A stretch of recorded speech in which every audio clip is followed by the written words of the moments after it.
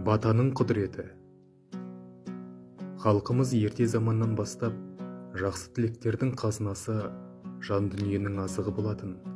Бата арқылы ұрпағына адамгершілік қасиеттерді дарытып, өмір сүрудің дұрыс жолын көрсеткен.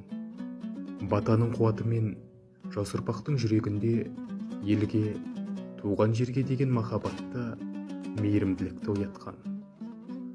Батамен ел көгерер демекші, халқынан алғыс, абызынан бата алған, тектаналардан туған, елім, жерім дейтін асау жүрек батырлар, дау тоқтатқан билер, ел басқарған көсемдер, көктен келген, ілімдей керген ақылға дария ғұламалардың бәрі батаның қасиетінен нәр алған тұлғалар.